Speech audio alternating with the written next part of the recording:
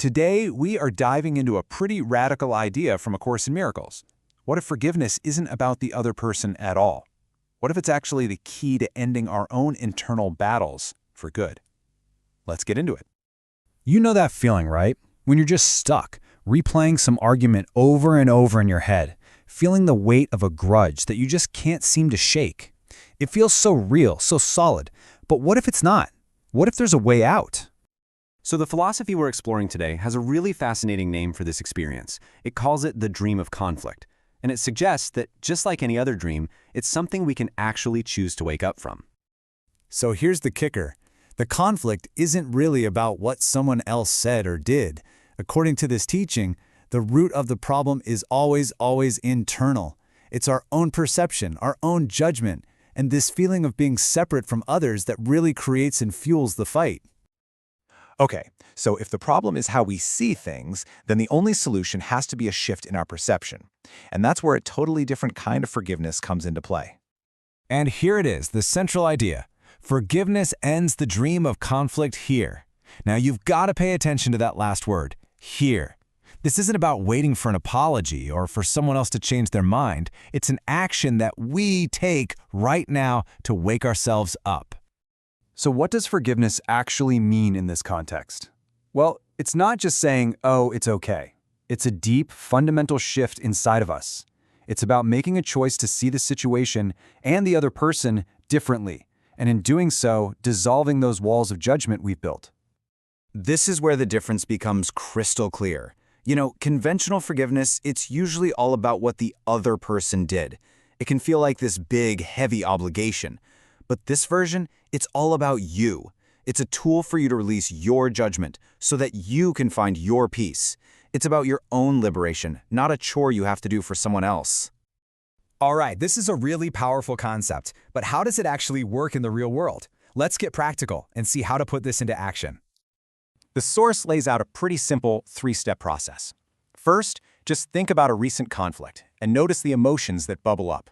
Second, and let's be honest, this one can be tough, is to acknowledge that everyone involved was probably doing the best they could. And finally, you consciously let go of the need to be right. The goal isn't to win the argument, it's to reclaim your own peace. But what about the one person who is often the hardest to forgive? For so many of us, that's ourselves, right? So let's see what the source says about turning this practice inward.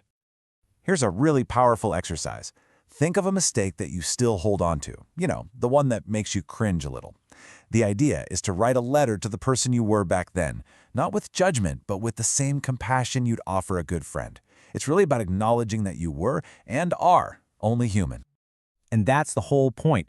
This isn't about pretending a mistake never happened. It's about completely transforming your relationship with that mistake, releasing the guilt that's holding you back, and replacing it with the self-compassion that lets you finally move forward. You know, this kind of mental shift, it's like a muscle. It gets stronger the more you practice it. So how can we make this a part of our daily lives? Well, the source suggests two really powerful exercises to build this habit, a daily forgiveness practice and a specific meditation. Let's take a look at each one. The first practice is super straightforward.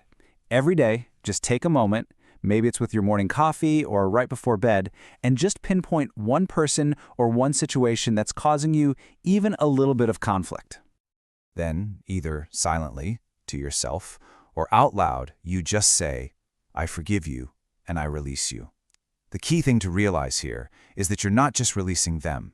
You are releasing yourself from the burden of carrying that conflict around. It is a genuine act of setting yourself free. Now, if you want to go a little deeper, you can try this meditation. Find a quiet space, bring that person or situation to mind, and then just visualize a warm, healing light surrounding both of you. The key word here is willingness. You simply state your willingness to let go. You don't have to be perfect at it, you just have to be willing. So we've covered the what, the why, and the how of this really profound idea. To bring it all home, let's end with one final question from the source material itself. Just take a moment and sit with this one. Seriously, imagine it. What would your daily life actually feel like without the weight of all the old arguments, the judgments, the resentments? What kind of energy would be freed up? This isn't just a hypothetical question. It's an invitation to find out. Thanks for joining me.